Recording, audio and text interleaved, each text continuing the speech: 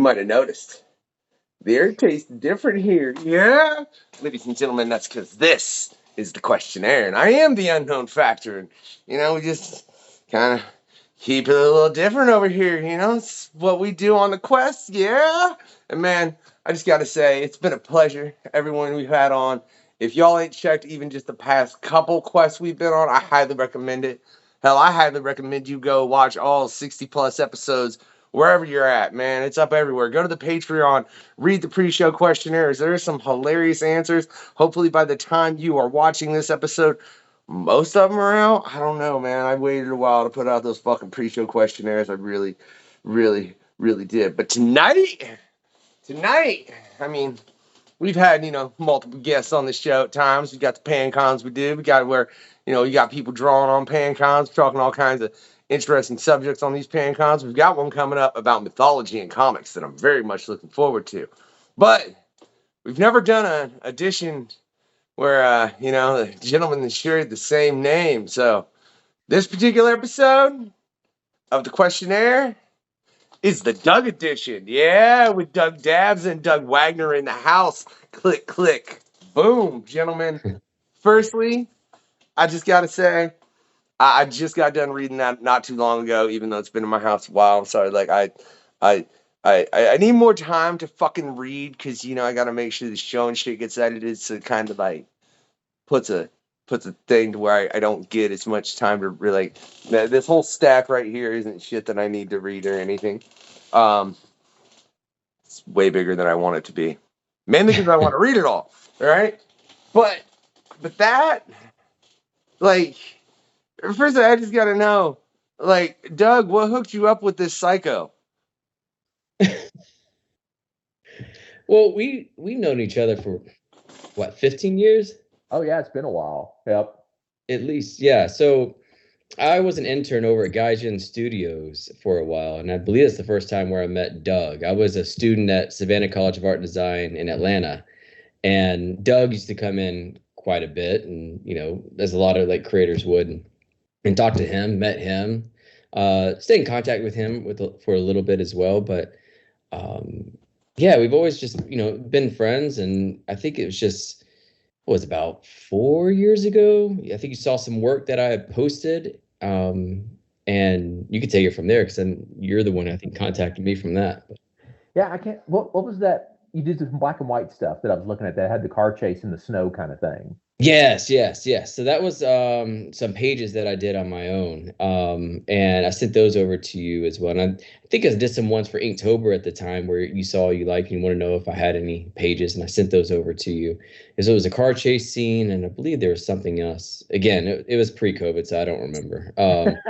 But yeah, so that, and we started talking a little bit, and you said there was something you might have for me. I didn't have any idea what it was, but ended up being The Ride, which was, for me and a lot of students at the time, like that was like one of the books to look at because, I had great artists on there. It was really great storytelling, people who really appreciated and knew the craft. So it's just being like asked to do anything with that, like was like a huge, huge honor. And obviously a definite, like, yes. So we did like a backup story to issue 5 of The Ride, Burn, Desire.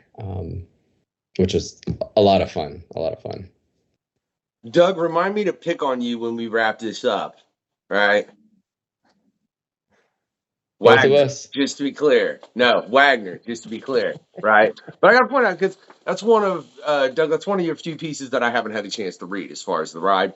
And for some reason, my local comic shop can't get the Eye of Odin, which is still driving me nuts. Yeah, I don't know, man. I don't. Can you explain that to me, Wagner? Why can't they get the Eye of Odin for me?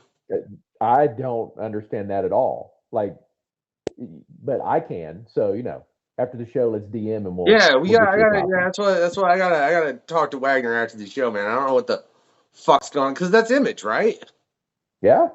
Okay, and like they've gotten me everything else with ease, and I mean it's yeah, that's just confusing, man. It really is. So from that though, you guys working on that issue of The Ride, what made what you guys are currently releasing develop? Because That's a very intriguing story. And I'm very curious after reading issue 1 exactly where you guys are going to take it. Because they're like, and little slight spoilers. I'm gonna try and be as unspoilery as possible in this because I highly recommend you go check out Klik Klik Boom issue 1. Issue 2 is probably dropped by the time this releases. It should have, unless my ass turned into Barry Allen and was like, right, like maybe that happened. I don't know. If somebody wants to give me the Speed Force, that'd be real cool. Um, but the way you guys have laced that story together, it's you've left such an intriguing, just an intriguing, I don't know, like mystery. Yeah, as far as what the hell is going on here. But at the same time, I can kind of look at this chick and I can be like, I don't know what she's doing, but I feel like there's a real good reason for her to be doing it. Like I don't know who did what to her and the older man that was training her, but it was bad. I can tell that. Alright? Like it was bad. So what initially like did you come up with this concept and where like did you work it backwards from what you're gonna end up telling?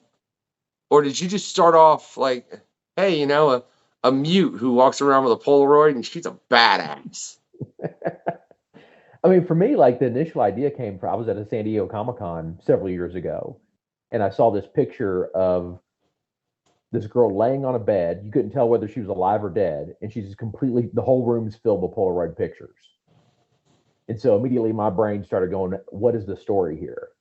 And so from there on, I, just started kind of creating, this story around this one picture. And then, Doug Dabbs and I were talking and kind of like pitching ideas back and forth. And I said, hey, I have this one, Klik Klik Boom, see what you think about this. And he seemed to like it. And so like we kind of started creating it from there, but it wasn't necessarily like a backwards thing. With writing, you don't know what order it's going to come in. So, you have the basic premise, and then pieces have a tendency to just kind of fall on your head as you're working on it. It's not necessarily like you have to figure out how it's going to end first. Usually I know the ending of a book, but that's the fun part of writing is you just don't know when it's going to come.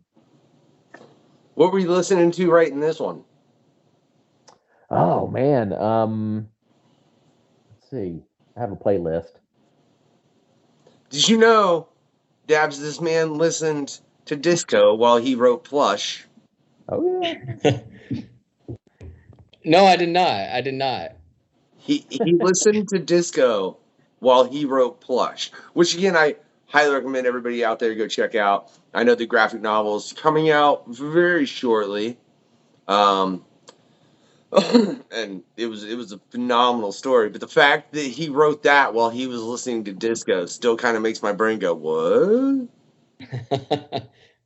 Most of what I listened to for Klik Klik Boom was actually Star Killer, or I'm sorry, Star Crawler. So it's an indie band.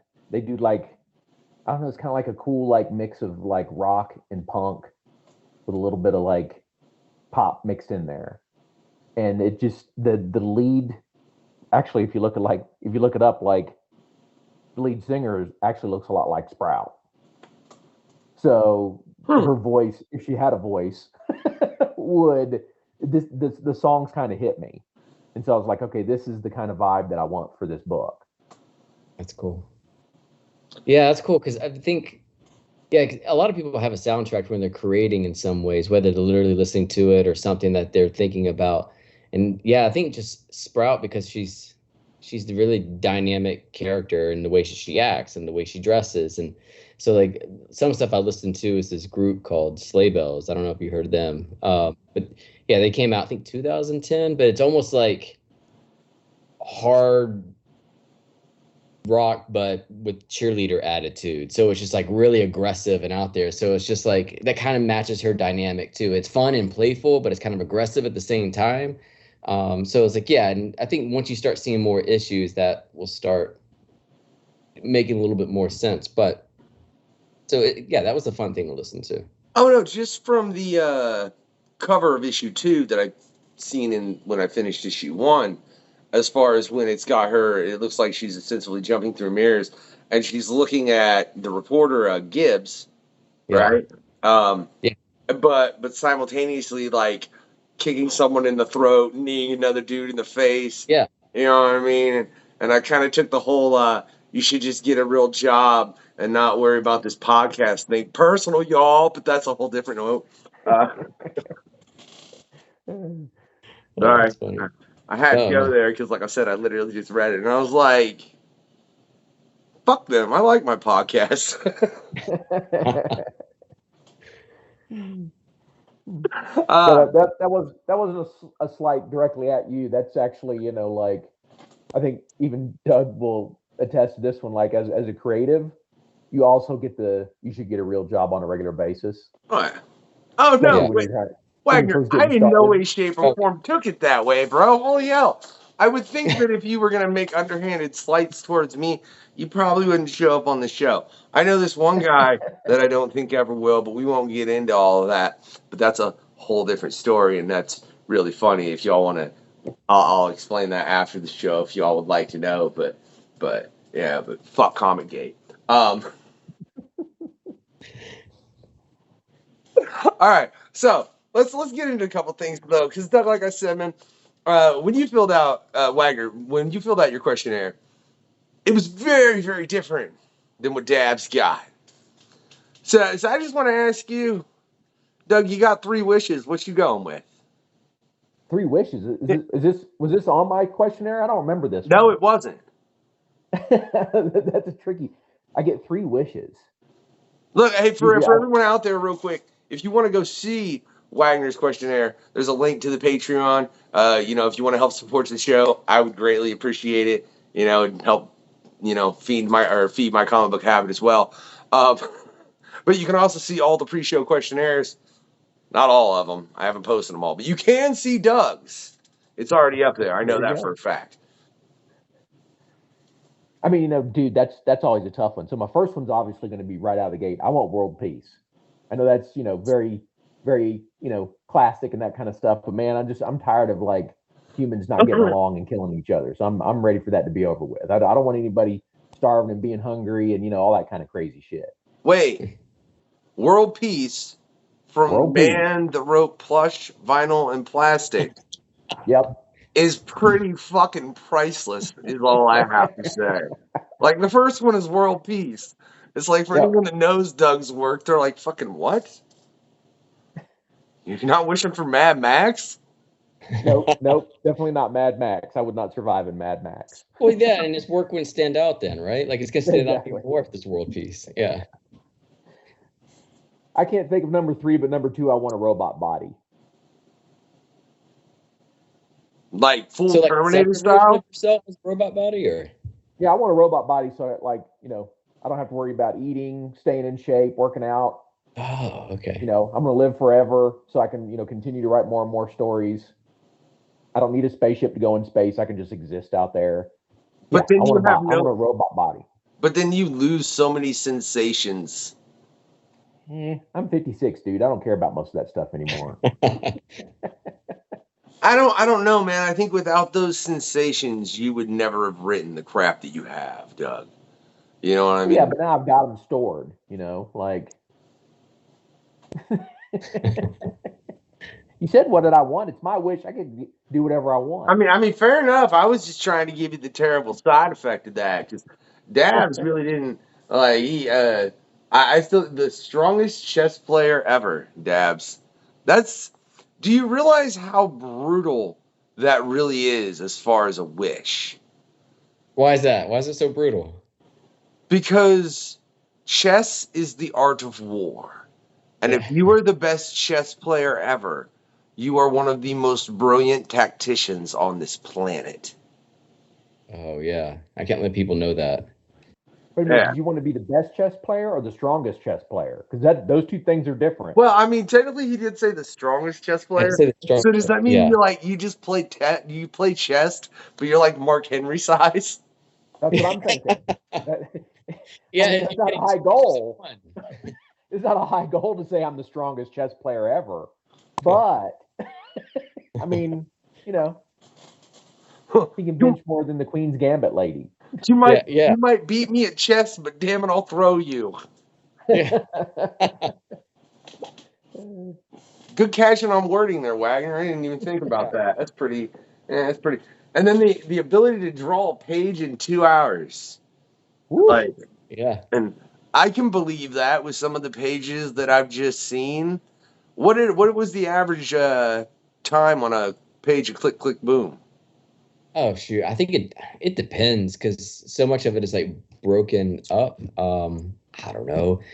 It depends. When you think about the initial part takes the longest. So I put a lot of time into my thumbnails and seeing just the overall like visual dance they play with each other. You know, like how is that story going to tell visually?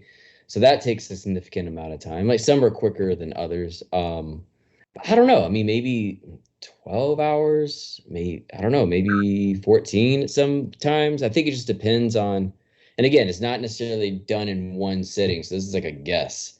But a lot of it is like my own doing. I'm very particular about what I want on the page, and I could definitely shave off time if I wanted to, but I knew I'd be sacrificing something. And I probably do know it's probably sacrificing things people wouldn't notice, but to me, it's like for me just getting it the way that I want on there, that makes it feel like it's more complete and it's ready for everyone else to see it. But a reason I say 2 hours, not just like 10 minutes, because there is something like I love about the romantic quality of creating a page. So like 2 hours and you can still have a page, like that's good. And also it's like it's not in a crazy amount of time where people are gonna, question you, but you can still get 2 pages done. So, spend 8 hours a day, get 4 pages done. That's almost Guy Davis level. So yeah. I don't know. So 2 hours, that seems about pretty good. I mean, yeah, I believe that's completely understandable, man. I mean, because I know, especially with what you just said, and a lot of comic book artists, people don't realize the amount of time that goes in to taking the words that are written, whoever they're by. I mean, in this case, Wagner, who I'd like to say, man, he gives a pretty dope script, and everybody who I've ever seen that he's given one to, I've been a fan up to and including what you've done with Klik Klik BOOM, Dabbs. And mind you, I can only judge that off one issue, because that's all that's out. Hurry up, y'all. But people don't realize the amount of time it takes for an artist to transfer that and make it to where it's not something that if you read it, it would seem more like a script. Like, I don't know how many people out there watching the show have ever read a comic book script. I have. But I wouldn't want to just read comic book scripts for the joy of reading comic book scripts. Yeah, Oh, no. yeah. Yeah, it would. No, like, I'll go read a fucking book first, like flat out, because you lose so much. So it makes it to where the artist is left so much as far as to what they can express with what they're given. And I don't. I mean, it depends on the writer how much leeway they give the artist as far as what they can work with. Sometimes it's like, hey, there's a huge crazy fight and all these people are involved, and the artist is just supposed to make that happen. Sometimes there are more specifics. How specific was Doug Dabbs?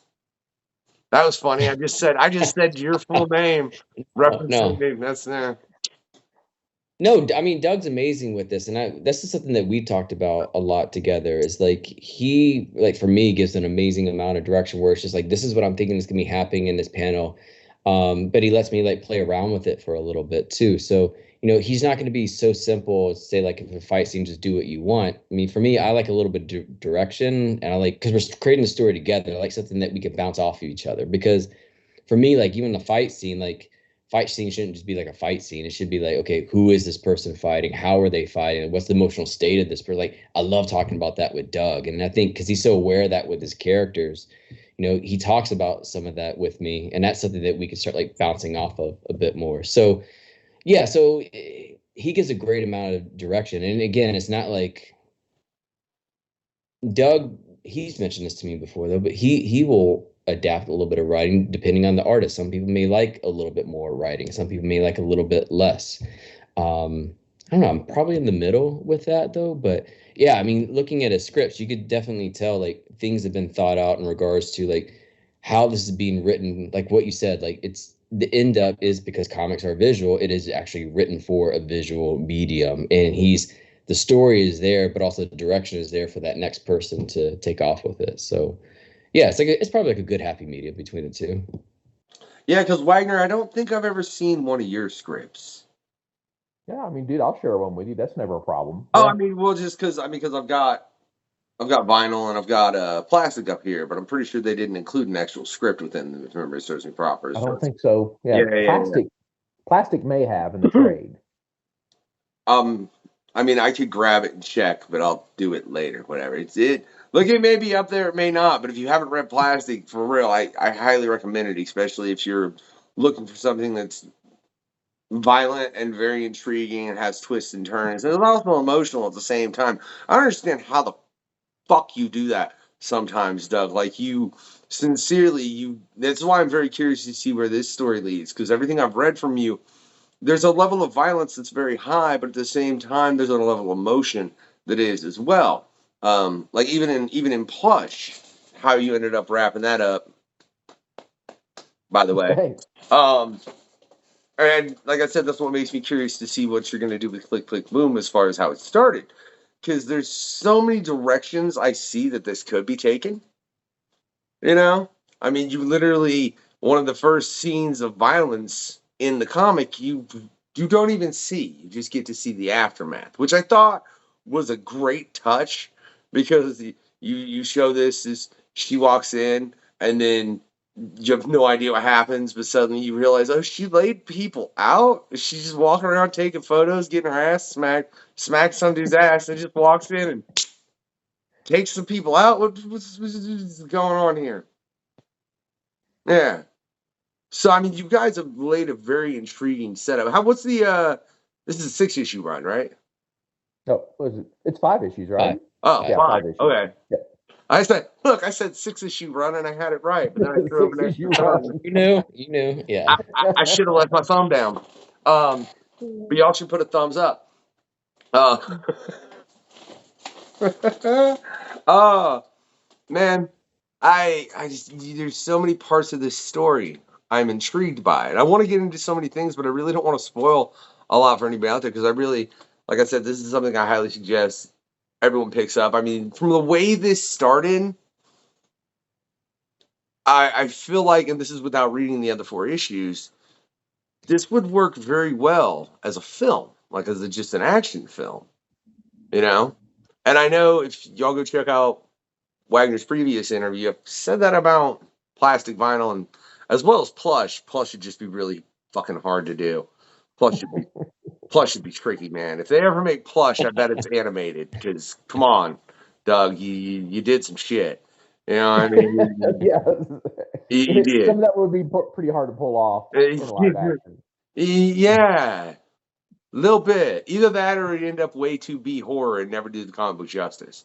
But this, with the way it's been set up so far, it's something that you could do so eloquently as a film and have this whole backstory. And I want to ask you guys questions I know you can't answer, and that's I think what kind of is annoying my brain right now. Like, who was that? Like, how is she related to this Vietnam vet? What was going on there? What is that backstory? How did she end up with him? And I mean, I know in the next 4 issues, you better reveal it in the next 4 issues, right, gentlemen? Oh, you never know. You know how I like to leave, it's like the bank scene. Sometimes you got to leave things to the reader's imagination. Yep. Yeah.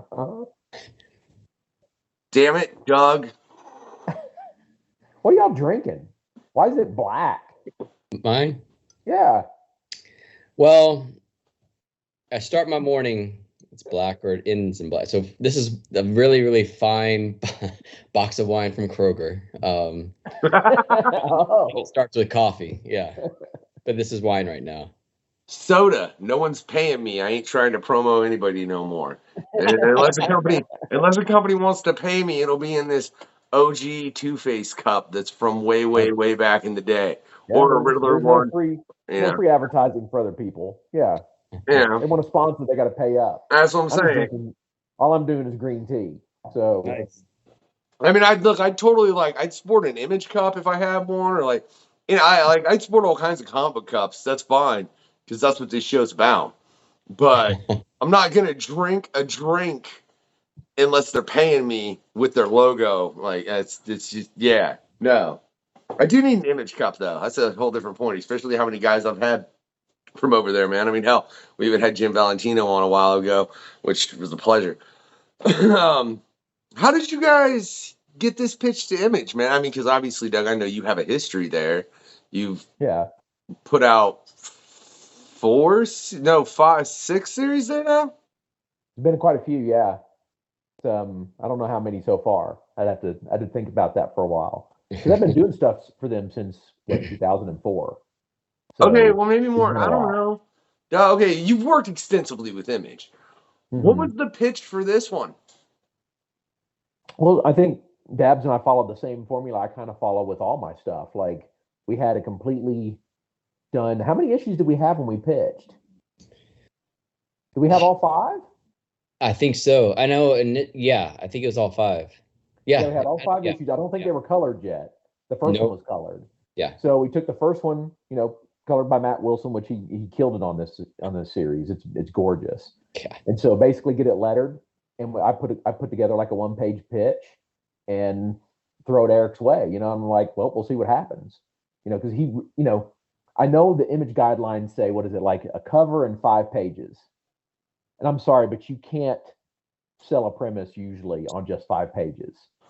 So here's the full entire first issue, lettered, ready to go, so that when Eric reads it, I know he's going to read it as a reader. He's really good about doing that. Mhm. And if he enjoys it, he's going to pick it up.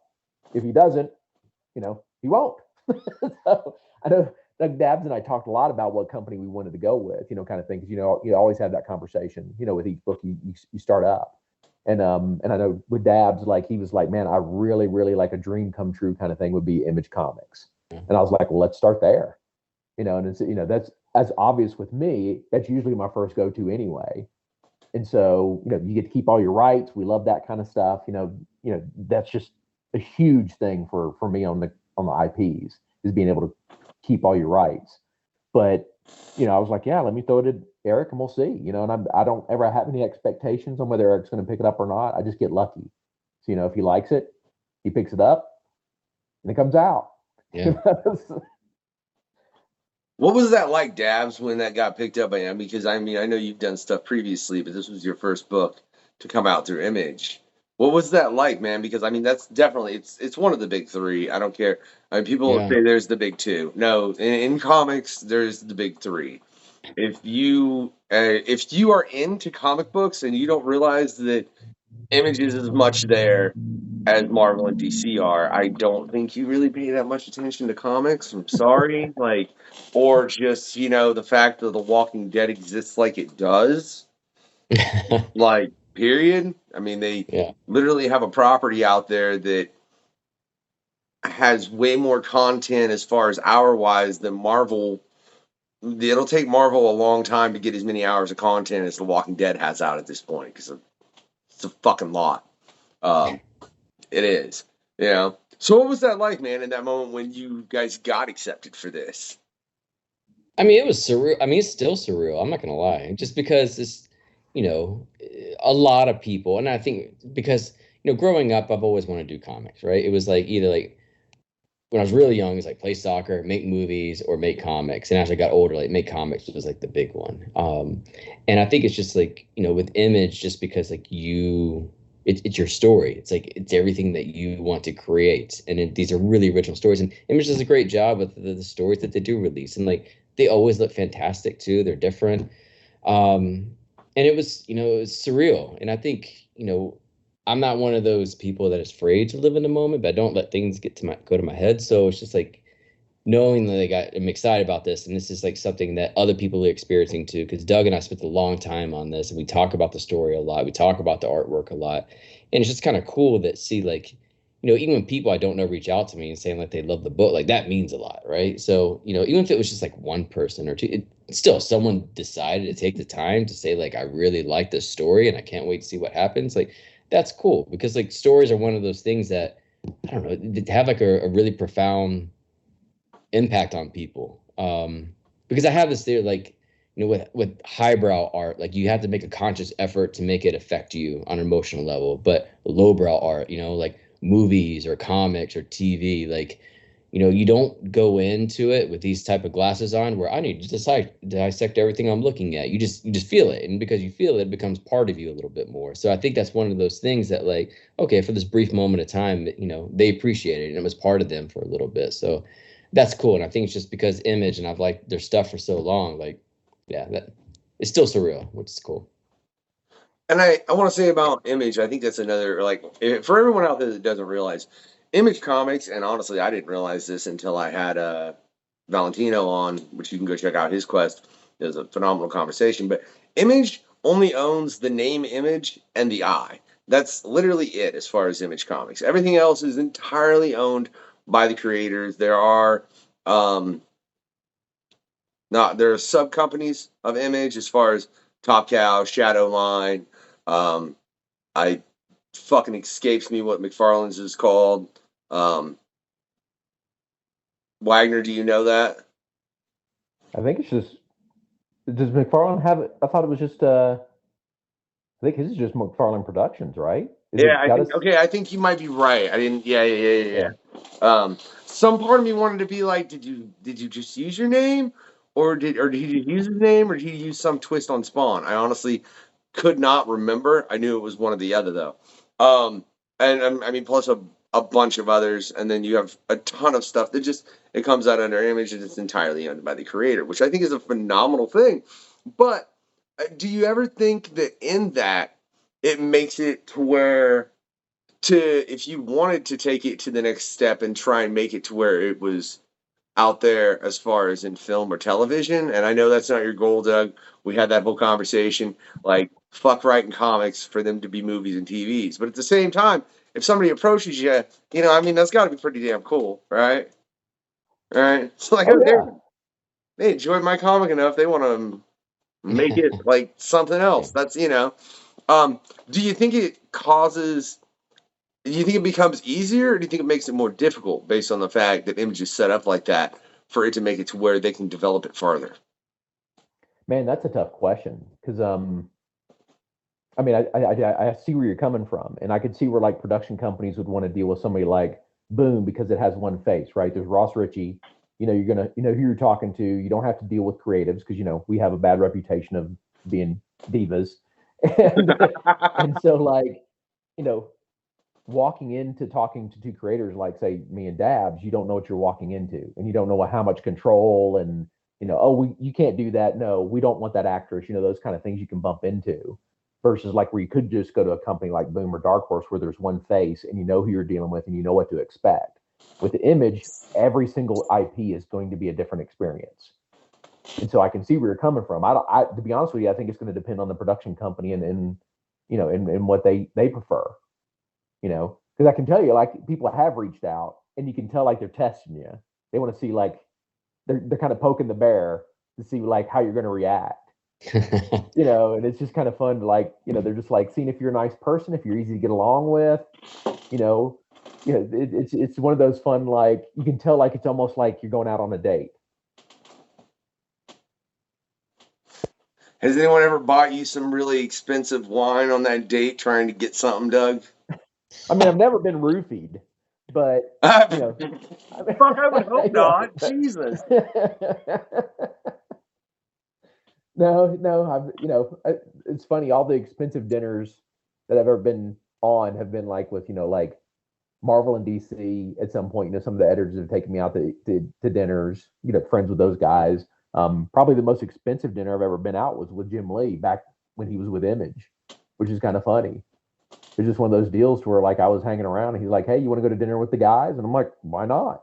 Yeah. And so like it was one of this crazy, like, Jim at that point obviously had just become a millionaire and was like, he was sharing the wealth, you know, and he was like, "Hey, get whatever you want, it's on me," you know, and that's Wow. he was a very generous person.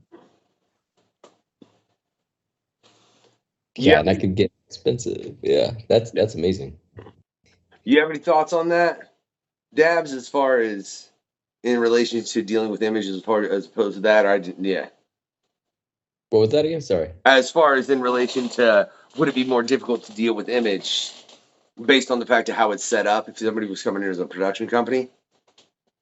Yeah, I don't know. I mean, I think it just depends. You're right. I mean, I think Doug was correct. I mean, that's something I haven't thought about a lot though. But yeah, if you do have a production company reaching out to the individuals, you don't know what you're gonna get. But if you have someone like Boom, like they're set up to deal with these other parties all the time from a production studio's perspective, like that just might be easier. Unless it's just, a story they really like, and then it's just like, well, you have to just deal with that particular individual, and you don't know what you're gonna get.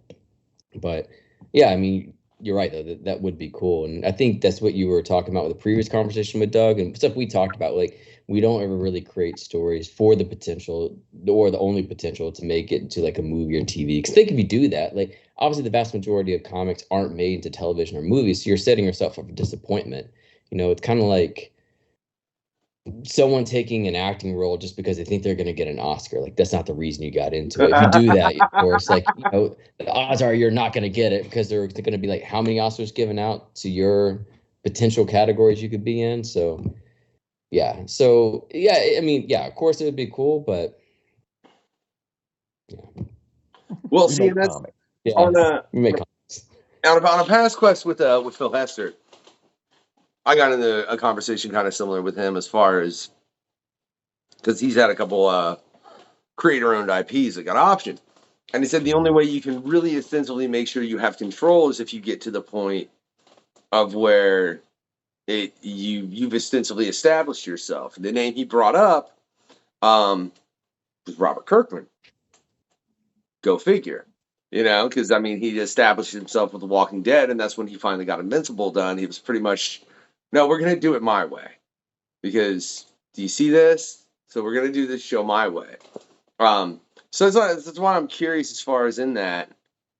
Because I understand your point, Doug, as far as, it would be easier to approach, when you're approaching Doom, IDW, Boom, any of those companies, you don't have to worry about that. But if you're approaching Image, like, maybe Wagner's just having a bad day. Yeah. I mean, and over the years, like, they come to you and they want to change your property entirely. And so, like, I know you just said Robert Kirkman's established, but remember, like, with the Walking Dead TV show, like, he pretty much had complete control. That was unheard of. Like, him and Rick Remender walked into their first TV show and went, I'm executive producer. I'm the lead in the writer's room. Everything has to go through me. And that doesn't happen a lot in Hollywood.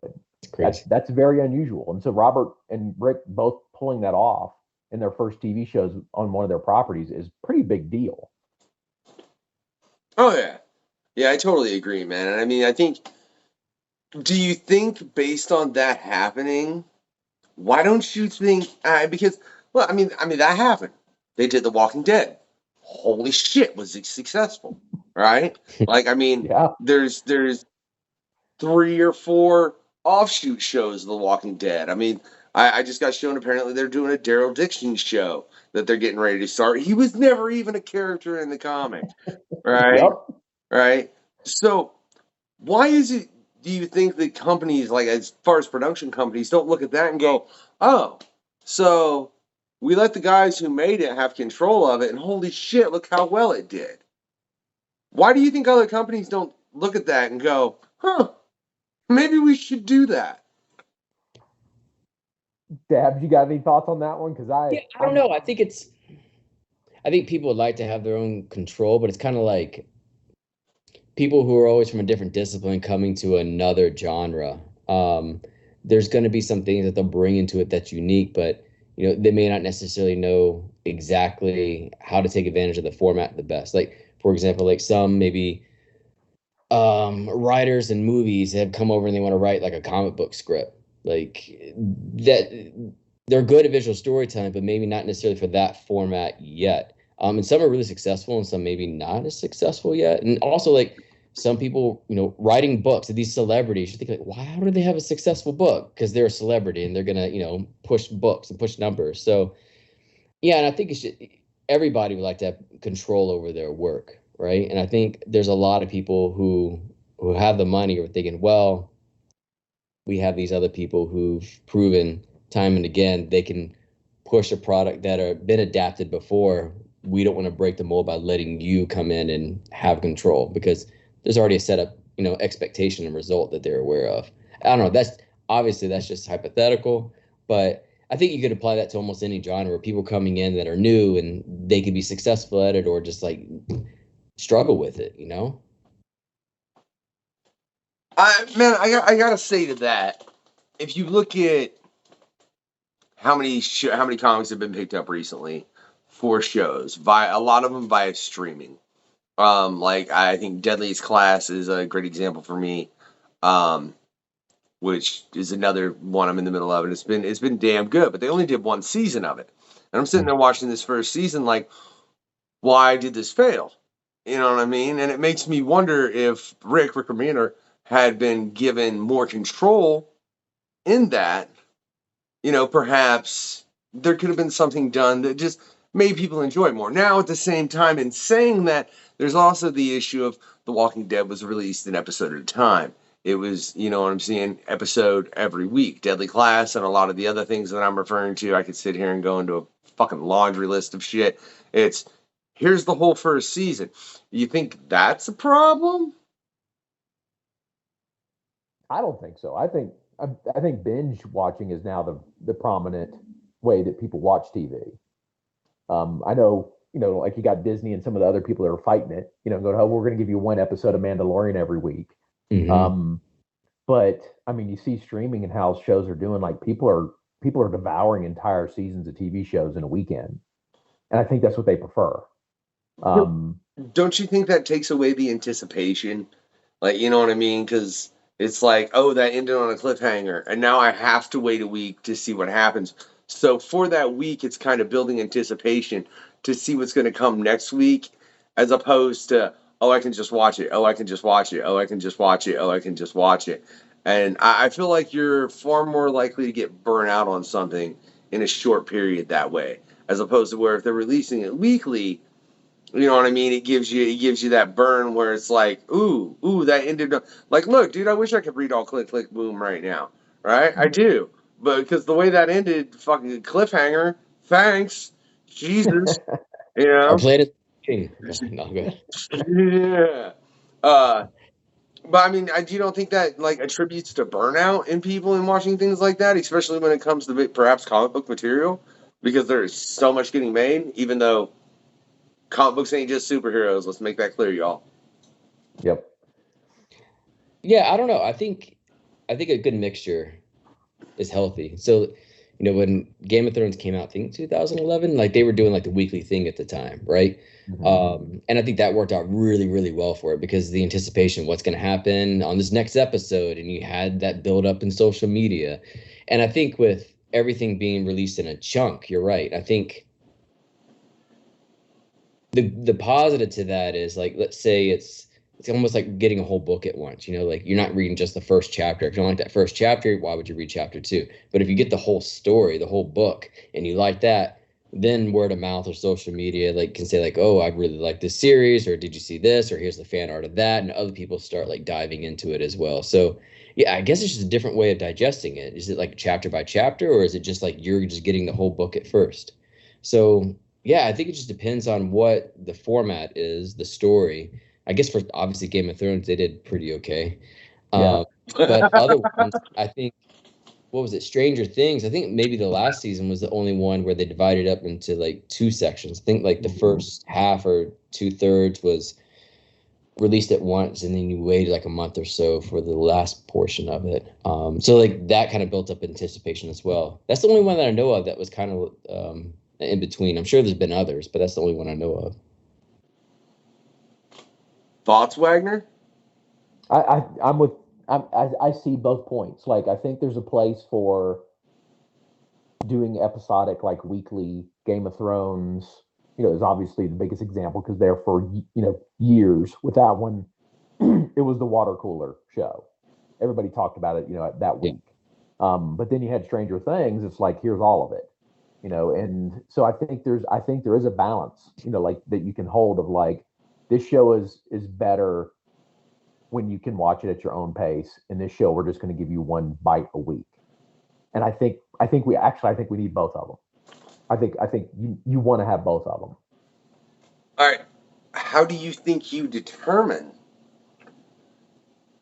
which to release which way? Yeah, dude, that's a tough one. I think, obviously when you're talking about some of the Netflix stuff, right, which is, you could argue is one of the more successful streaming platforms. Like their seasons aren't 23 episodes, right? They're like 8 or 10, and so basically it's like a 4-hour, 10-hour movie somewhere in that, depending on the length of them. Something like Game of Thrones, where it's going to be like multiple seasons, it's going to take forever to tell the story. Maybe you do that one week to week. But I think like something like Umbrella Academy, Stranger Things, there's a bunch of those that like I think are better consumed in like an 8-episode season kind of thing. And if you only have 8 episodes, like Stranger Things, if it's 23 episodes, I don't think it works as well. No. 8 to 10 episodes, like here's the story, we're going to get into it, we're going to get into it quick, and we're going to step back out. Yeah. That works really well, and I think that's where you want to go, like here's the whole chunk. But something like, especially when you're talking about stuff like procedurals, right? Like FBI or FBI Most Wanted or Blue Bloods, those are really good weekly shows.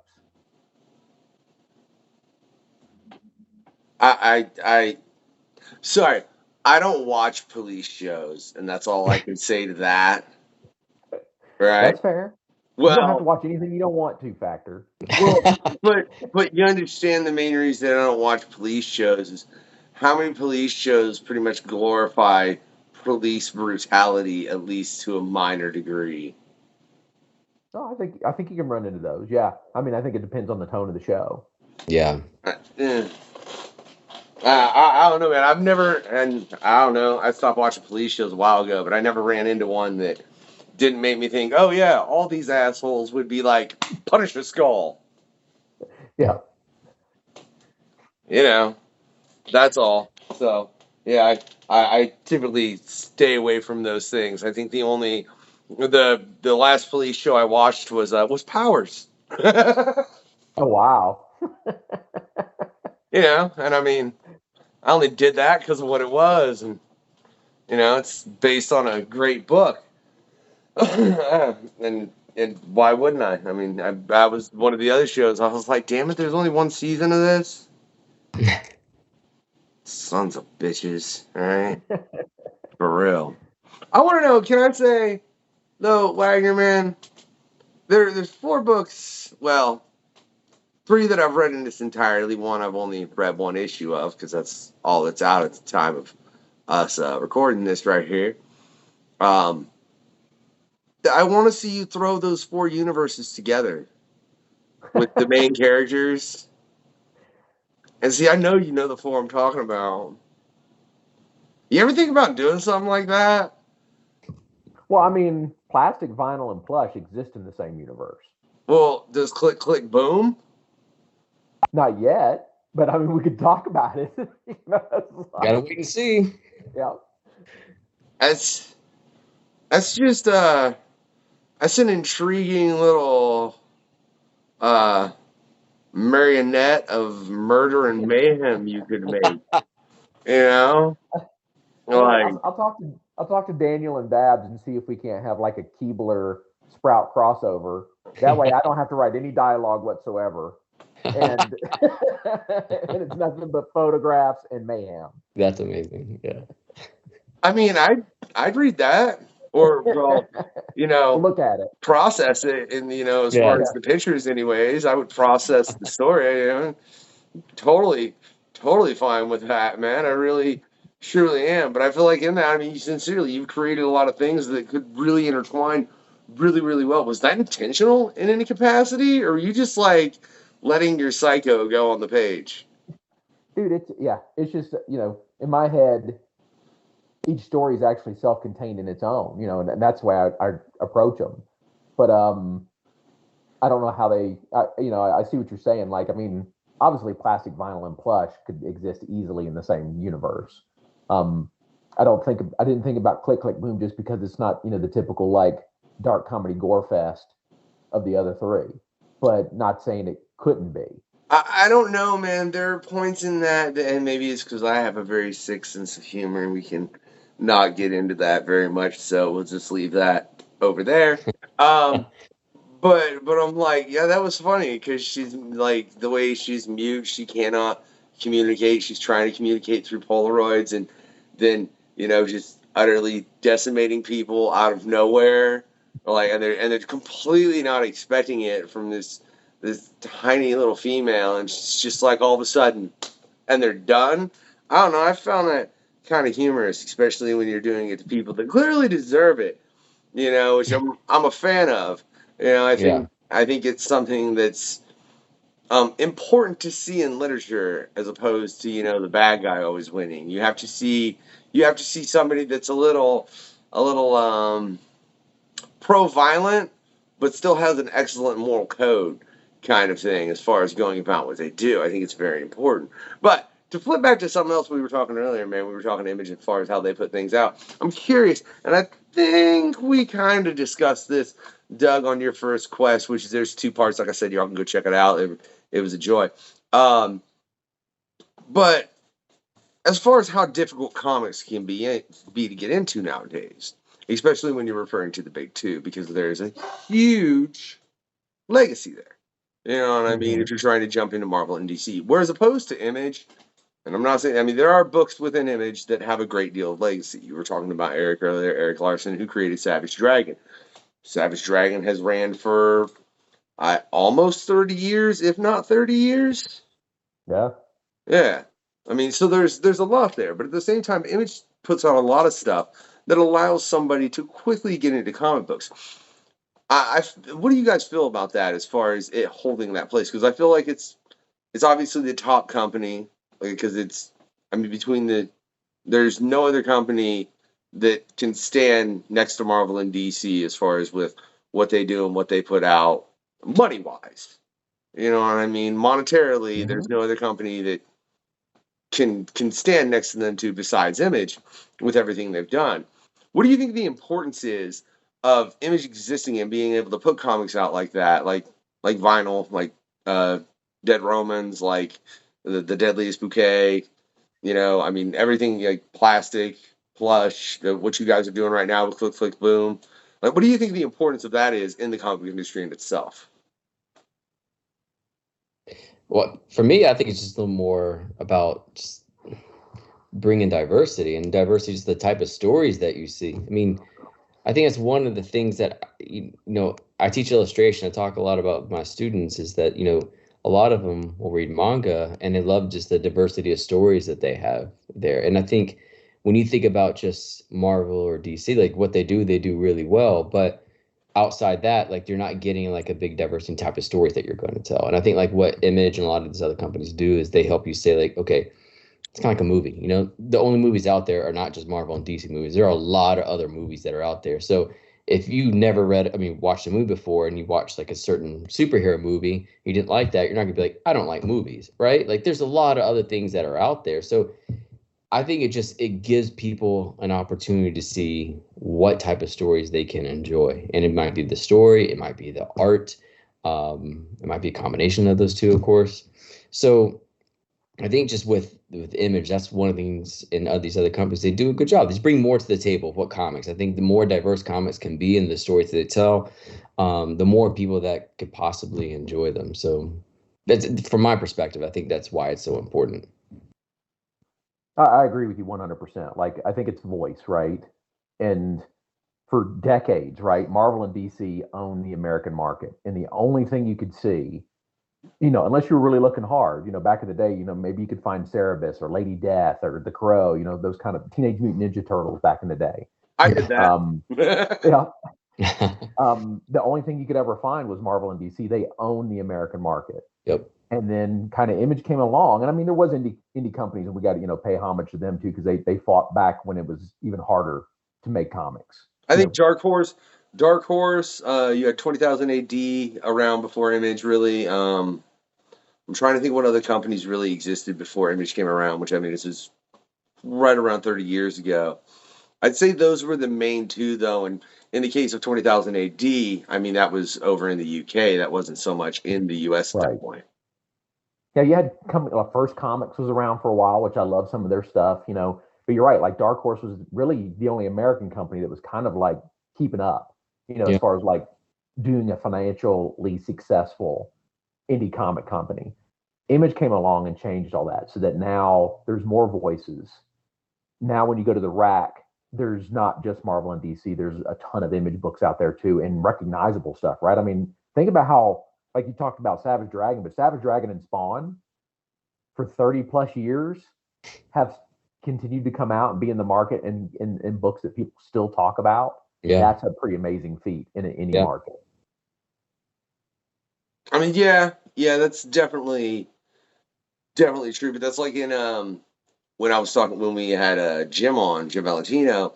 That was one of the things he said made Image so successful was the fact that a bunch of top guys from Marvel left, and then they went and started their own company. And instead of, and these are his words, y'all can go check them. They're public. I'm paraphrasing. I'm not exactly saying what he said, but he's like, essentially, you know, we didn't do our RC project. We went and made superhero books. You know what I mean? And that's what they did, whether it be Cyberforce, Savage Dragon, Spawn, and so many other things. I mean, there was the images a lot. You know, I mean, you've got fucking. Oh Jesus! I'm gonna smack myself for the fact that I can't remember that, and I've had Jim on. Wildcats. Wow. Well, that's Jim Lee, but yeah, Wildcats is definitely another great addition. Oh, you're talking about Valentino, then you're talking about Shadowhawk. Shadowhawk. Thank you. Yep. Shadowhawk. Hawk. I couldn't get the second part of that for my life. Doug, thank you. Oh my God, it was like I'm sitting there like Shadow Blood. That's not right. Where's my brain at? Look, I've interviewed a lot of people and I've read a lot of comics in my lifetime and I've gotten hit in the head way too hard several times in my life. It might be a bit of the autism, whatever. But yeah, Shadowhawk, and like I said, Wildcats. Like I always loved Grifter. There's so many things, so that really helped Image blow up in that capacity. And then the fact that they just started letting people come on and, oh, you got a good idea? Well, let's do it and see how far we can run with it. You know, I think that was something that was beautiful about Image, and it really helped change the comic book landscape. Because I don't know, let's say theoretically, let's say those guys, instead of starting Image, they'd have just been like, fine, and just stayed with Marvel. What do you think the landscape would look like nowadays? Man, that's it. Without Image, like I'm not sure there's Boom. I'm not sure there's IDW. You know, like I think Dark Horse obviously continues to stay around in their, you know, even in their current format. But then you're talking about like those creators continue to do Marvel, most likely Marvel books, or they, you know, there's obviously, you know, DC could steal some of them, get them to do some stuff. But yeah, you're talking about a totally different like dimension there. Like, yeah, I mean the indie world, you and I aren't talking. Like, honestly, I think without Image, I don't have a career. And so, yeah, Marvel's not publishing anything I've read by you, Doug. I'm sorry. no. Well, Yeah, I love your work and nothing against it. Like, I highly suggest it for anyone out there, like I said. But Marvel ain't publishing none of that shit.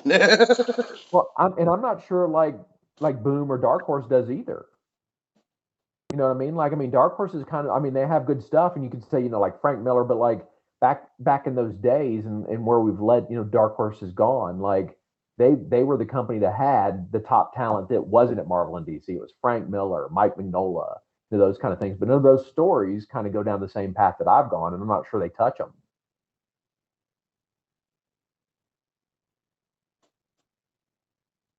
Well, shout out to Jim, Todd, Rob, everybody else for looking at Marvel and going, hey, we're going to go over here. Because I really think without that, like, there's so many books that I'm currently reading and enjoying that probably wouldn't exist in any capacity. And there's probably a lot of creators who have had on that either would, I mean, they would just, I guess, be running on Kickstarter, which, Yeah, I mean, yeah. think about like Robert Kirkman's career and where he came from. I mean, does he do that without Image? Can he pull off The Walking Dead and Invincible without Image?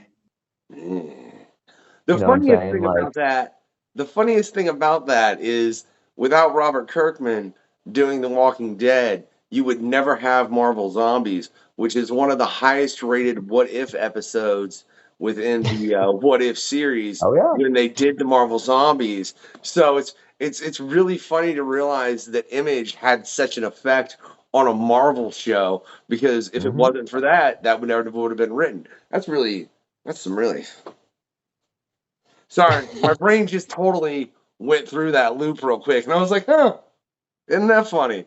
Now they're like getting ready to do a whole Marvel Zombie show, and yeah, if you really think about it within the grand scheme of things, I think without Image, I don't think that ever would have happened.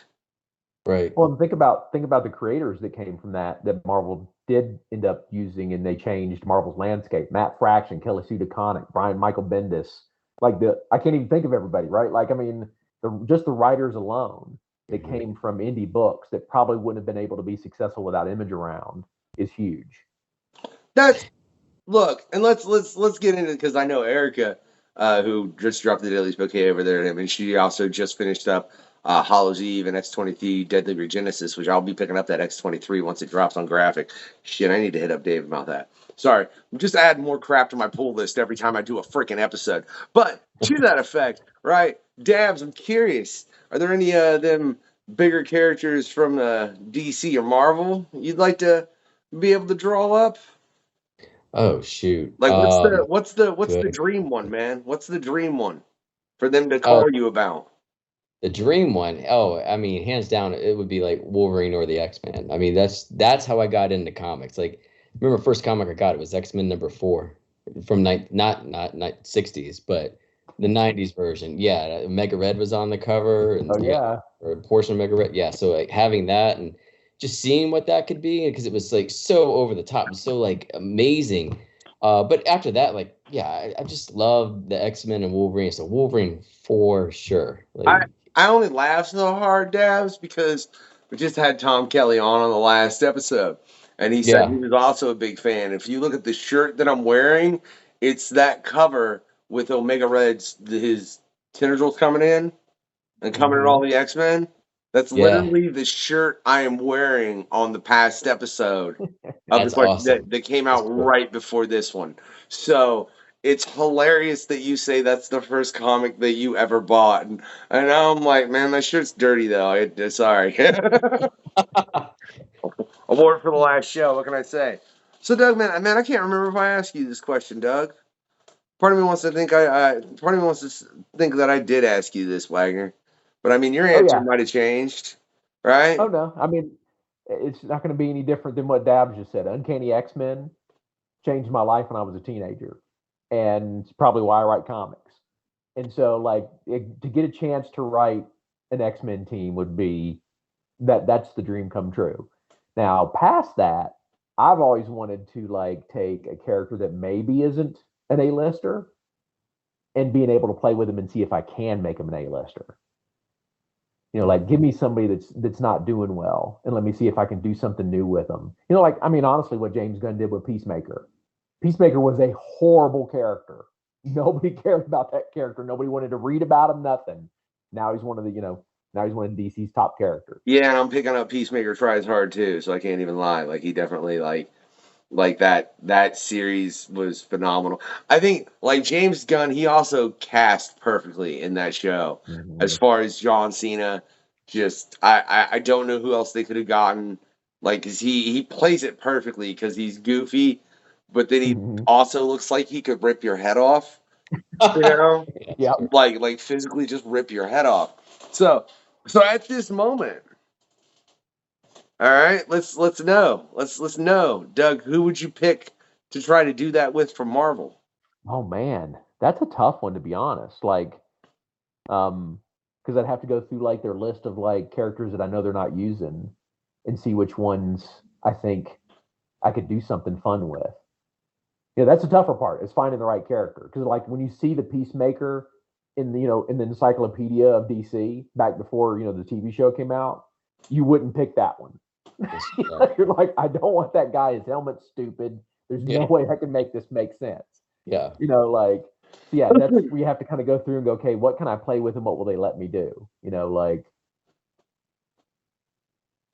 I still, and I don't know if you remember the conversation, but I'd still like to see you do the Warpath thing. Oh yeah, Warpath is always one. I mean, I got Warpath right there. So Warpath, Doug and I's favorite Wolverine, and then Kitty Pryde is back when she was the teenager with the dragon. Like Blockhead, those are three of my favorite characters. Yeah, well, so like I mean, Warpath would be a phenomenal. Like if I could just do him, that would be fantastic because he's one of my favorite characters. He's probably right there with Wolverine for me. Do you remember the pitch that you gave on the last episode? Oh yeah. Okay. Yep. Okay. For everybody there, look, I'll even make it simple for everybody out there. I'll attach a link to the very short bit where Doug tells that particular part as far as the Warpath. I won't even make you watch the full episode. Excuse me, to know exactly what we're talking about with Doug's Warpath pitch. But you need to go click that little short clip. I think it's like, I don't know, just a couple minutes long. Right? So let's flip it. How about DC? DC is a little bit easier for me because, like, I don't think Lobo has ever gotten. There was a time when Simon Bisley was drawing them that I think Lobo was getting his due credit. I still don't think to this day like he's gotten what he deserves. Like Lobo, I would love Lobo. Obviously now I'm in love with the King Shark, but the one from the Suicide Squad movie. If I could have like the guy that just wants to eat nom noms, like I can write that all day long. All right, firstly, so here's what I want DC to do. If they ever see this, would you let Doug write a King Shark / Lobo story? Because that's phenomenal. Right? Just team them up, and I want to see what happens, Doug. I want to see what comes out of your head. But Dabbs, I'm curious, man. So you said X-Men. Is there anybody on the DC side of things where you look at and you're like, yeah, I want to draw it? Probably okay. I think Harley Quinn would be fun to play around with. I think it'd be really interesting to get into like the drawing of that. Also, too, and I know it's a cliche answer, but there's a reason behind it. I think Batman could be fun. The reason being is because I think there's maybe the only character in all the comics where he could be a detective, he could be an action hero, he could be like, almost like a horrific type figure. There's so many directions that you can go with Batman.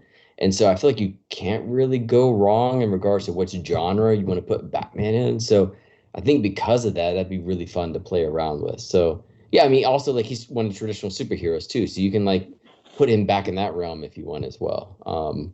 So I think that would be fun. And part of the reason too is when DC came out with the Batman black and whites, those collections, like seeing all these different artists' interpretation, like it's kind of like visual proof where you can see exactly like how they're visualizing their version of these different aspects of Batman. It's amazing to see. So yeah, I think probably that Harley Quinn, that would be a lot of fun too. I'm trying to think something else that's a little bit different as well.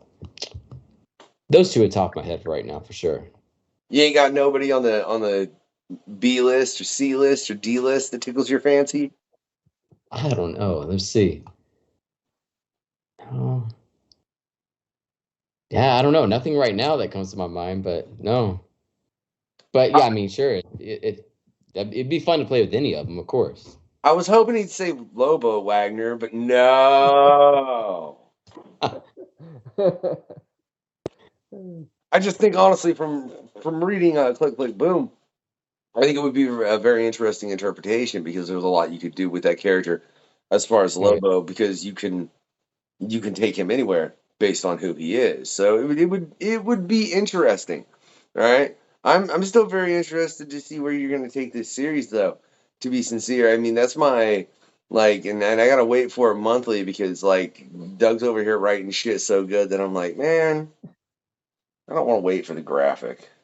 That's good. I want to let you know that, Wagner, it's your fault that I started buying single issues again. It wasn't until fucking Plush and I mean that specifically. It was plush that suddenly I was like, well, god damn it. And now I'm fucking over here buying Dex Alien. I'm buying fucking you costing me. You fucking damn it, man. You go support my Patreon so I can support my comic habit. Nice. Oh shit. Oh, and I mean that sincerely out of nothing but love. As far as like you getting me into comics again to where I was buying them by issue, man. It's something that I lost a little bit. And I think that's something that I'd like to see more people realize, though, because as we were talking earlier, we were talking Image has expanded the genre, but still, I think so many people look at these books and they're like, oh, they're funny books. They're just dudes in tights. Are you shitting me? Yeah. I mean, I know because I worked with one, and I'm like, dude, shut the fuck up. Like, he rightly annoys me, to be real honest, if I'm going to be honest about it. I give a shit about saying this about him on the show, but he ain't never going to fucking watch, so I don't really give a shit. And I mean, I do also do hip hop, so, like, I may have a bit more of that mentality, which is why I'm not as nice as all the guests. They're way more pleasant. What can I say? Right? But I'm sure, you know because you have what? a hip hop background, I'm sure you have the same idea, like where people have these like preconceptions about hip hop and they don't understand like all the other aspects that are associated with it or the potential of it, and all these different artists that are like, they probably just see like, the peel of the apple, just like what actually makes, they think like the pop culture version of hip hop. So I think in comics can be the same way too. I'll tell you, can I say to that end, and it annoys me when it's someone younger because then it's these motherfuckers that listen to people that are nothing but, it's either, violence, sex, or drugs. And that's literally all the content. And look, I'm not going to sit here and tell you that if you go into Kill the Factor that you aren't going to find all those things, because you will, I'm not going to sit here and be like, I mean, there's points in our music where we call for a fucking coup and shit, so there's definitely aspects of violence, just talking about, just want to get high, or just talking about, please play with my boop. I got a track called Please Play. I think y'all, if nothing else, will be very amused by it, which is kind of the purpose of it. It's supposed to be fucking funny. You know what I mean? Though it is very, very sexual, but it's supposed to be fucking amusing. It's not supposed to be about. Now, we got another track that's not. It's more. That's a different point. I digress, right? There's one thing we haven't gotten into, and I know we got into Wagner initially. I'm curious, Dabbs, besides picking up that X-Men and getting a love for comics initially, who was it like really influenced you to finally like pick up a pen and started writing? I mean, started drawing. Sorry, my brain fucked that sentence up. But yeah, No, like no, what? it's two Dougs on here, so you got half of it right. No, But I know. But look, if they want the first answer, they can go back and watch his quest. that's true. Fair. You put a link into that part as well. Yeah. So you said who inspired me to really get into the drawing aspect of it? Yeah. I mean, Jim Lee was like the first person I really was obsessed with in comics. And that was like the gateway, right? Like everything else was kind of like getting into other comic book artists after that, especially ones that came into Marvel. And then when I started like getting into comics more seriously, and then I don't mean on a professional level, I don't even mean as a collegiate level. I meant just like, I want to research this. I remember when I started getting into Wizard magazines and they had like the drawing sessions on there, they teach you perspective. And I thought I treated that seriously. I thought for me to have any chance at all, I need to know perspective 100%. And so I would teach myself all these different aspects. And I think the traditional sense of drawing, which was taught through Wizard at the time, started letting me see like all these other people and their craft, and not necessarily in comics. I think you start seeing people who are kind of like comic book artists, but not, and see how influential they are. When I was in college, Dana Gibson, who was a famous illustrator from there you go. Charles Dana Gibson from the late 1800s, early 1900s, like seeing a lot of his marks and seeing like how contemporary a lot of it is at the time. Like a lot of it is excessive now just for a comic, but just some of the marks and how he's describing a lot of things, it works out well. But yeah, I think it's just doing that, and because it's comics and it's storytelling, I really started getting into movies and started watching a lot of like Scorsese movies and Hitchcock movies, but watching them with the volume off and like understanding their shot selection. So like it turned into like a love of like visual storytelling. You are the only person ever to answer the questionnaire and say, I don't have a favorite actor or actress, but I have a favorite director. And that fascinated me. Because I would probably say the same thing as far as if you ask my favorite actor or actress. It's funny that I say that based on like, because I ain't filled out no questionnaire. I probably won't ever fill out no questionnaire. All right, I'll be real honest. I'm the one that constantly changes it and then sends it out to people. I don't fill it out. I am the unknown factor. That's just how that is. But you said Alfred Hitchcock, and I just think it's funny because I've never, like I said, I've never had that answer. I mean, I know there's a good, hopefully 30 to 35 up on the Patreon right now that you guys can go check out. I've got a good 65 to 70 by the time this episode drops. Maybe more. I don't know. Because, numbers. And my shit doesn't just go to 1 to 5, and I stopped numbering it all too, so it got kind of confusing on my end. Maybe I should have kept episode numbers on this shit. Starting to think maybe I should have. But I didn't, and that's what I did. And it's too late to change it back, ladies and gentlemen. It really fucking is. But yeah, like I said, I think that's funny, man. Why is it that do you think it's just the fact that you're an artist that made you lead more towards the director as opposed to having a favorite actor and actress? Yeah. And honestly, it wasn't something I was aware of until you asked. I was like, I don't know if I ever like am I drawn to a movie because of a particular actor or actress. I mean, of course, there's ones that I like, but it's not that's not like the main factor. So it's if I watch a movie, whether it be newer or older, it's usually because of like the director or like cinematographer. And I think that started off at a young age too, just because like again, like you like comics and it's very, very visual and it's unique that it's the only one where you can control the pace in which you're absorbing information. And I think because of that, you have so much control of what you put on the page. That's really important. So study other people that are outside your particular craft to see what they're doing. And yeah, and then part of when I went to school and I had like these amazing mentors and I had all these amazing friends who would do the same thing and we would discuss these visual storytelling aspects. But yeah, so it's like it's a lot of it is like these directors, especially Alfred Hitchcock, because the book that he did with Truffaut, I probably read that 3 or 4 times, and just listening to him talk about it, he was known as like the first director to actually articulate it well, where there's a reason for it. Like you may not like it, you may like it, that's great, but there's a definite reason, and he had a logic behind it. Compared to somebody like he was saying, like Ford, and this is from it's Hitchcock's words, like he would just say like, "Oh, I don't know how I do it, I just do it." And whether that's true or not, he didn't want to reveal any of the explanation of how he's creating this imagery, but it was amazing because like the way Hitchcock would actually talk about movies, he thought the movie was done when the storyboards were done. After that, he kind of lost interest a little bit. So it's like to me, it was just like, wow, this person is telling a story purely through static imagery and seeing what he can do to showcase that. Like to me, that was amazing. And then like seeing that in all his different movies because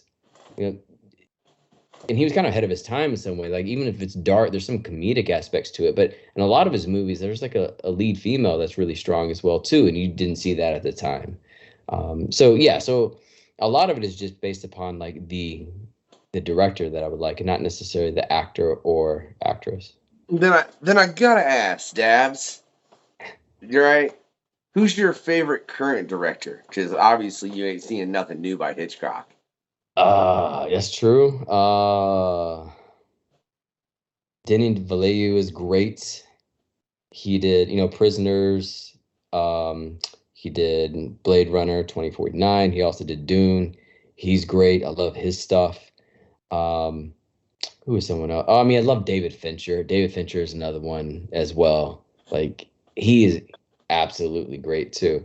And he's the one who wants to get it right too. He's known for doing like 99 takes or 100 takes a particular shot because he wants to see if he can get it right. And he's not afraid to like go with it over and over and over and over again.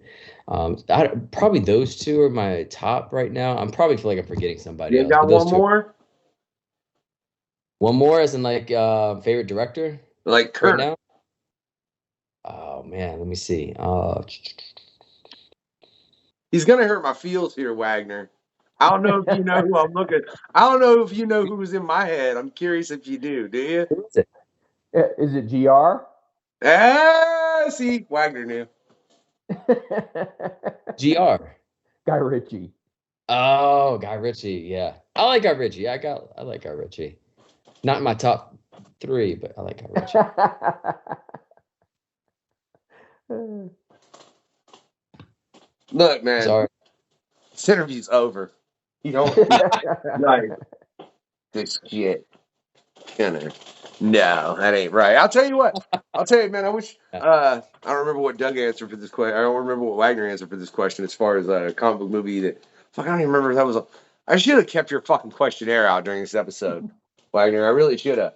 But I think it's funny that the comic book movie that you don't think did the comic justice, dude. That is, and even without confirming it, I'm absolutely positive that's the most common answer. Is My Watchmen. answer? Yeah. Oh, Watchmen. Yeah. Yeah. It's the most common answer. Why do you think that it is so hard to turn that man's work successfully into a film? Because all of his comics that have been made into movies have been named. Though Yeah.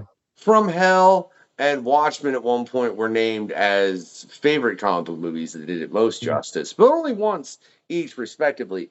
But all of Alan Moore's work has been named, each and everything that's been turned. And what do you think makes it so hard for people to adapt his shit properly? Honestly, I think he's just a really, really great comic book writer. And because he's a comic book writer, he writes things for the format extremely well. And I think because people love it so much in that format, comics, in their mind, like nothing is going to live up to the original, you know? He's just one of the people just really good at what he does. And part of it too is just, maybe just Watchmen is probably not intended for like a 2.5 hour movie, right? Like that needs to be longer. And right, and some things will change, like because anytime you adapt from one particular story to a different format or different medium, like you need to take advantage of what that medium's good at. But like Watchmen did a really good job at being a comic. And I feel like because of that, it did that so well. It was the original. Like if you read Watchmen before, it's gonna be really, really hard for anyone to say like the movie was better. So, and also too, like tone wise, I feel like it kind of changed just a little bit as well too. Got really, really dark, really gritty, really heavy in certain spots, but Watchmen was like that, but it wasn't visually as gritty all the time as well. Or like fighting scenes, for example, like it wasn't like these superheroes that were fighting. It was like these people that were fighting. And they really got hurt. And you could see like these differences. Like, for example, like Night Owl having like a gut, like that was awesome. And like he hasn't been this for a long time. So he's like this kind of this round character. And like his ship when it comes out of the water is also kind of round as well. He's kind of like this soft character. So like visually, a lot of it was working out really well in that original format. That's a point that is honestly several people agree with you on as far as in regards to that. I just think it's funny how many times Alan Moore's work has been named as far as worst comic book adaptation, right? So, curious, Dabbs, I'm assuming you've read a lot of Doug's stuff, right? Yeah. How hard do you think it'd be to adapt some Wagner over to a film?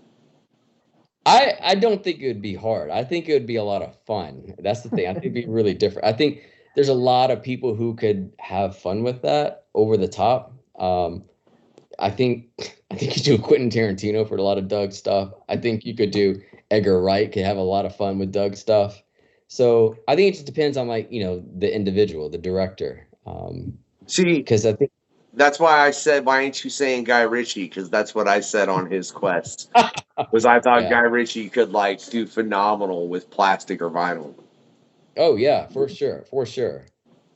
Yeah, but like for example, didn't even like maybe not as much. I mean, it's not necessarily like his style is. I mean, he's a great director, but I think these other ones that have already had like their fingerprint on this particular genre and how they want to tell it visually, I think they do a really good job with that. I mean, you bring up a better one in Edgar Wright based on what he did with Shaun of the Dead and Hot Fuzz. Yeah, I'll he's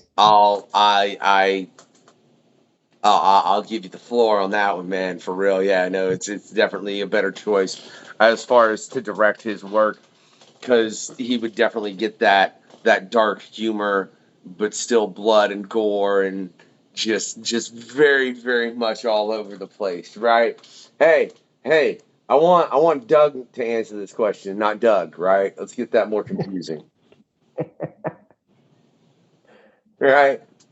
So Wagner, right? I know you didn't get asked this, right? But where the fuck is it? There you go. Do me a favor, Wagner. Rock, paper, scissors. Dude, rock, always. Dabbs just covered your ass up, bro. That's I know where you're going with it. That's good. Look at him. He's like a weak paper kind of guy. He I did. am. But the weak paper beat you, so there you go. I mean, yeah, he got you. I just had to say, that's why I was trying to look up your questionnaire. I was like, fuck, did I ask this question? You know, I was going to do a little tournament between everybody because I thought it'd be funny and just like pull out names one day and be like, who wins with rock, paper, scissors. But then Sean Damian Hill said Rick, and from Rick and Morty. And I'm like, I'm not doing the fucking tournament anymore. Like, yeah. Because I don't give a shit what you bring. You can bring Spock to the table. Rick is going to blow his ass. Yeah. Like, yep. It's no fair. So Sean ruined my tournament idea. That's Just for everyone to fucking know, killed my damn tournament idea, and I was not happy with that. But look, I was very, very happy with Klik Klik Boom. Look, I suggest y'all go check it out. Link is in the descriptions, as well as to check out Doug's first quest, the PanCon he's been on, all kinds of links for both Doug and Doug, right? Yeah, because this has been the Doug and Doug episode of the Questionnaire. Now, if you haven't enjoyed this and you want to mess with Wagner, go look at the end of his episode. There were some really, really horrible things. But if you've enjoyed it, there's some good things for Doug at the end of that episode as well, as far as in reference to Wagner. Now, again, if you have enjoyed this episode, though, right, for Dabbs, man, my printer was fucking up, and I didn't get this printed out, and it's kind of annoying me and throwing me off, I want to point out. I do usually have paper in my hand. Doug knows that. I have to fucking scroll on my damn computer. That's why you all have seen me looking over, by the way. I'm not ignoring or anything. I'm just like trying to fucking look at this questionnaire and real quick get a goddamn reference. Yeah? But if you've enjoyed this, yeah, what I want you to do is send Appa from Avatar The Last Airbender to Doug Dabbs' door, right? That's his favorite movie? Huh? That's his favorite live action movie? No, that was his favorite mythical creature. Appa from Avatar Last Oh, I got you. That's a fucking fictional creature, not a mythical creature. God damn fucking. There's some leeway with that. Whatever. Your belief Yeah. system. Having seen Appa with some Mexican food, right? This is like, that's it. Yes. This is no. This is why I like to print it out so I can highlight this shit, right? Not that I don't always highlight it, but I'd started highlighting it, but now I couldn't even get this damn thing to print out, so fucking sticking with me a little bit. Oh, and I love it. The original Donatello from Teenage Mutant Ninja Turtles. The original Teenage Mutant Ninja Turtle Donatello toy. Excellent choice, Dabbs. That's why I had to get to it, because I remembered what you said was phenomenal. Thank you. Yeah, that's one of, out of everybody that said toy they wanted from their childhood, you've gotten close to what mine would be, which I want Michelangelo, though. I can't lie. Right? Yeah, had that one too. Yeah. Like, really, just give me the whole set with Splinter and Shredder and everything, you know what I mean? So it would be nice. Send Appa with some Mexican food and just a set of the original Teenage Mutant Ninja Turtle toys, right, to Doug Dabbs. Yeah, now, if you haven't liked this interview, again, if you want to mess with Wagner, go look at the end of his first quest. It was something terrible. I don't bloody well remember what it was. I really don't. And this would be so much easier had I been able to print this shit out. Why my printer had to be a cunt today. I hope nobody minds language because I'm sitting here dropping F-bombs and I'm throwing out a C on top of everything else. All right, but if you didn't, send Michael Myers. Yeah? That's just terrible, right? And make sure he is just shining super bright lime green. Just walking toward Dabbs, getting ready to stab him repetitively with a super bright lime green, super sharp knife. Dabbs, I'm sorry. I hope they don't do it. I hope they've enjoyed it. I hope y'all go check out Klik Klik BOOM and enjoy that as well. I really, really do. I highly recommend that book, as well as, frankly, everything else I've read from Doug, man. I can't, like you... Fucking Doug, stop fucking with my bank account, man, right? Check all the links in the description, right? There's a ton. Patreon, if you want to support the show. A bunch of links to both Doug and Doug, if you want to support them in any way. Like I said, again, I highly recommend you check out the work. Besides that, do me 3 favors, right? Y'all out there. 1, get your comic on. 2, give this shit a thumbs up. 3, have a good night, y'all.